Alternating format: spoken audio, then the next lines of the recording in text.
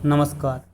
उसी क्रम में एक और उच्चिष्ट निम्निष्ट का ये सवाल है, लेकिन उसके लिए पहली वीडियो देखनी पड़ेगी जिसमें उच्चिष्ट और निम्निष्ट के कॉन्सेप्ट क्लियर रहें, यानी मैक्सिमा और मिनिमा, यानी कब मिनिमा होता है, कब मैक्सिमा होता है और उसकी प्रोसेस क्या है। तो सबसे पहले वो वीडियो देखे जिसने नहीं देखा है, और जिसने देखा है तो उसे पूरी वर्किंग रूल पता है, तो हल करते हैं। तो अपन को जो भी आपको फलन दिया है उसको यू मान लो, एफ में मान लो, कुछ भी मान लो। अगर ऐप में भी दिया है पिछले वीडियो में, ऐप पिछले वीडियो में कहे को हमने एक स्क्रीनशॉट भेजा था, उसमें ऐप एक्स वाई था, तो आप चाहो तो उसको थोड़ी देर मान के लिख सकते हो कि माना यू बराबर, अगर कन्फ्यूजन है कुछ तो अपन ने माना कि यू बराबर एक्स की पावर 3 वाई स्क्वायर ब्रैकेट के अंदर 1 माइनस एक्स माइनस वाई, ये आपका फलन है। आपने देखा कि ये फलन क्या है, दो फलन में दिखा है, तो इसको फर्स्ट सेकंड लग जाएगा, हालांकि अगर अवकलन करेंगे जब, तो इससे बचने के लिए आप इसका मल्टीप्लाई कर देंगे अंदर। तो जैसे इसका आप मल्टीप्लाई करेंगे तो इससे एक आपको एक ही फलन प्राप्त होगा, क्योंकि आंशिक अवकलन करने हैं तो हमें पता है कि अगर हम x के सापेक्ष करेंगे तो x का होगा, y के सापेक्ष करेंगे तो y अकेले का होगा, और बाकी सब जीरो होते जाएंगे। तो समीकरण एक जो आपके पास आया गुणा करने के बाद, तो हमें वर्किंग रूल में पता है कि सबसे पहले हम उस फलन का x और y के सापेक्ष आंशिक अवकलन करते हैं। आंशिक अवकलन करने के बाद उन्हें जीरो के बराबर रखते हैं ताकि x और y का मान ज्ञात कर सकें। तो अपन ने सबसे पहले del u upon del x निकाला, यानी x के सापेक्ष। तो आप देखेंगे कि सबसे पहले लिखा है आपका ये वाला फलन x की पावर 3 वाई स्क्वायर। तो अपन को सिर्फ x की पावर 3 का करना है, तो हो जाएगा x की पावर 3 का 3x स्क्वायर वाई स्क्वायर ज्यों का त्यों। अगले का करेंगे x की पावर 4 का, तो 4x क्यू, वहाँ पर वाई स्क्वायर जो लिखा है वो ज्यों का त्यों। इसी तरीके से फिर अगले स्टेप में आए तो माइनस का एक्स क्यू था, तो आ जाएगा 3x स्क्वायर और वाई क्यू जो कहते हैं। इस तरह पहला अवकलन हो गया। अब करेंगे दूसरी बार अवकलन y के सापेक्ष आंशिक। तो अब हमें सिर्फ y का अकेला करना है। तो आपने देखा कि जो पहले फलन था उसमें एक्स क्यू जो कहते हैं रहेगा, और वाई स्क्वायर का हो जाएगा 2y। उसके बाद में अगला करेंगे ऐसी, तो x की पावर 4 जो कहते हैं रहेगा, वाई स्क्वायर का 2y हो जाएगा। लास्ट वाले स्टेप में देखेंगे तो आपने देखा कि y की पावर 3 है, तो ये 3y स्क्वायर हो जाएगा, एक्स क्यूब ज्यों का त्यों रहेगा। उसके बाद इन समीकरणों को हल करना है। इनसे जो समीकरण मिले जीरो बराबर रखने पर इनको हल करना। तो आप देखते हैं कि ये बहुत बड़े बड़े समीकरण हैं।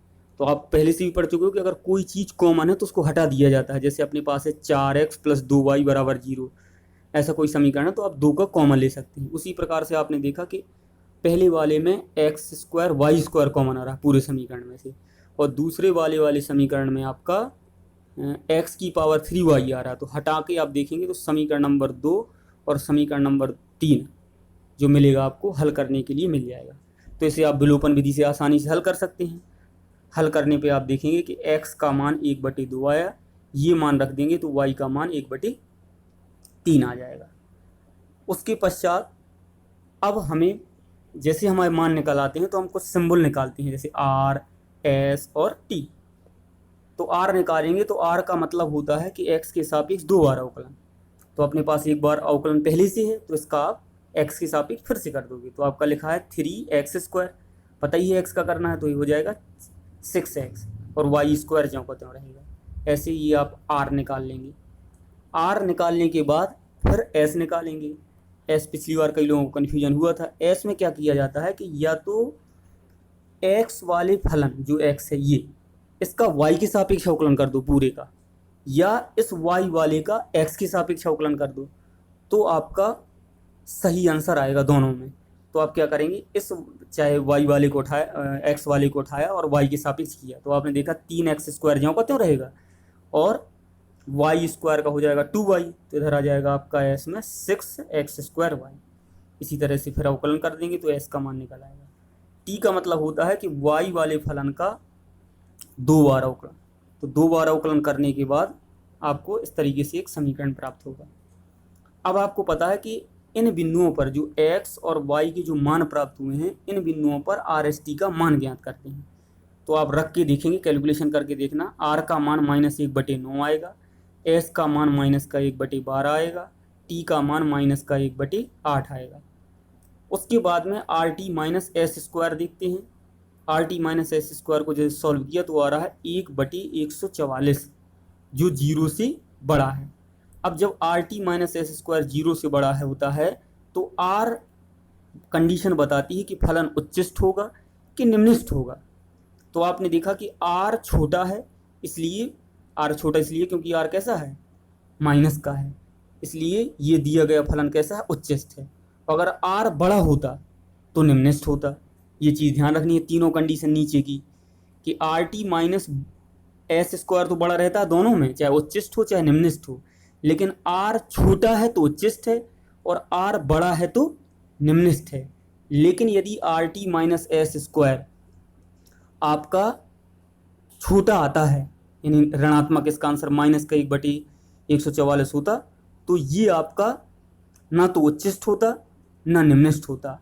हालांकि अभी सभी सवाल अब पिछला भी हमने लगाया था वो भी उच्चिष्ट आ रहा था, तो उच्चिष्ट के आ रहे हैं, तो हम कोशिश करेंगे कि बाकी अन्य जो बची हुई दो विधियां हैं वो उपयोग में लाई जाएं। जैसे आपके पास में निम्निष्ठ का या उच्चिष्ट, ना तो उच्चिष्ट है और ना ही क्या है, निम्निष्ठ है। चलिए उसी क्रम में एक क्वेश्चन और देख लेते हैं, थोड़ा सा टफ है ये भी, कैलकुलेशन साइन कॉस में है, इसको भी एक लगा के देखते हैं ताकि कैलकुलेशन दिमाग में सेव भी हो जाए, ज़्यादा प्रश्न हल करेंगे और बनने लगे। एक ये क्वेश्चन दिया गया है आपका कि u बराबर sine x plus sine y plus sine x plus y में उच्चिष्ट निम्निष्ठ की विवेचना करिए। तो आपने समीकरण एक बनाया इसको कि u बराबर sine x plus sine y और प्लस का साइन एक्स प्लस वाई। उसके लिए आपको वो विधि बिल्कुल कन्फर्म तैयार होना चाहिए। तो अपन को करना क्या है कि दिए गए फलन का x के सापेक्ष आंशिक अवकलन करना है, तो साइन एक्स का सीधा सीधा कॉस एक्स हो जाएगा। साइन वाई में x का कोई पद है ही नहीं है, तो साइन वाई अचर की तरह काम करेगा, तो उसका मान 0 हो जाएगा। और साइन एक्स प्लस वाई का, साइन एक्स प्लस वाई में x है, x सापेक्ष कर रहे हैं, तो ये हो जाएगा कॉस एक्स प्लस वाई। इसी तरह अपन को y के सापेक्ष करना है, y के सापेक्ष जैसे अवकलन करेंगे तो साइन एक्स का 0 हो जाएगा, साइन वाई का कॉस वाई हो जाएगा, साइन एक्स प्लस वाई का कॉस एक्स प्लस वाई हो जाएगा। अब ये जो समीकरण होते हैं अपन को आंशिक अवकलन करने के पश्चात इनको हल करते हैं ताकि हमें x और y के मान मिल सके। तो आपने जैसे इन दोनों समीकरण को लिखा, विलोपन विधि से देखा कि कंडीशन बन के आ रही है cos x बराबर cos y, यानी cos से cos हट के यहाँ x बराबर y, एक कंडीशन आ गई। अब आपको कोई भी समीकरण चाहे 2 में या 3 में रख देना है, तो आप देखेंगे कि एक समीकरण बन गया। समीकरण में देखा कि हल करने में दिक्कत हो रही है, तो आप क्या करोगे, हालांकि और कई तरीके होते हैं, cos c cos d लगा लो, लेकिन एक पता है कि cos 2x का फॉर्मूला होता है 2 cos स्क्वायर एक्स माइनस 1। तो आप देखेंगे एक समीकरण बन जाएगा। समीकरण के गुणनखंड करेंगे cos के टर्म में, cos x को 2 cos x minus cos x लिख देंगे, अभी भी ये cos x लिखा है।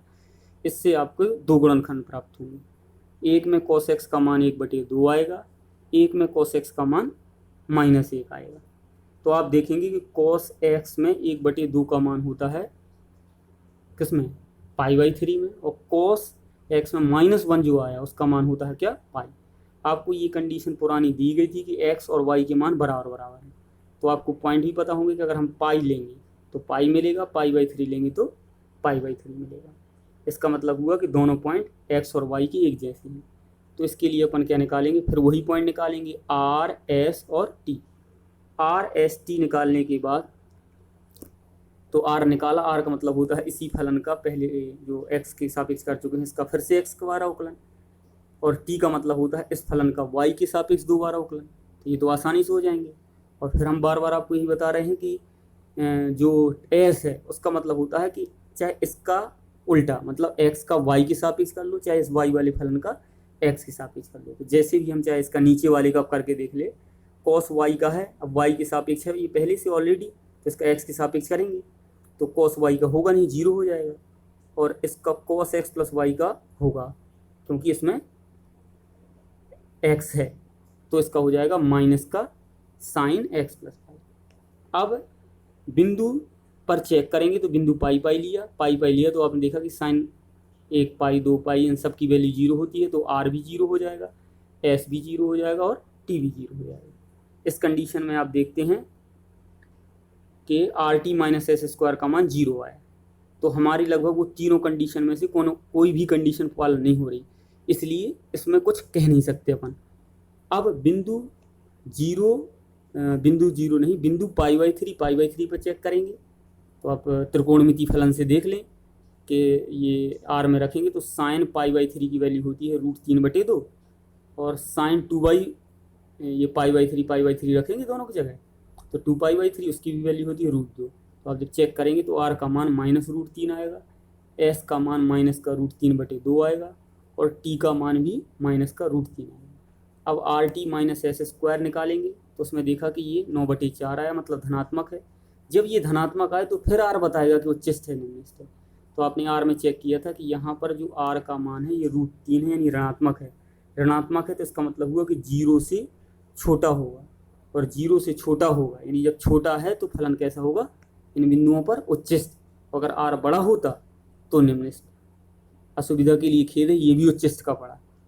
तो अब हम आपको कोशिश करेंगे क्वेश्चन ऐसे छांट के, बुक नहीं हमारे पास अभी, कि आपको बाकी बची हुई 2 कंडीशन अप्लाई करने के लिए मिले। ठीक है, तो एक स्क्रीनशॉट में एक ऐसा क्वेश्चन जिसमें उच्चस्थ के अलावा बाकी अन्य 2 पॉइंटों में कोई एक जो फॉलो हो रहा है तो वो आपको दी जाएगी। धन्यवाद। लगाते रहें, थोड़ा थोड़ा पढ़ते रहें और घर में रहें, सुरक्षित रहें।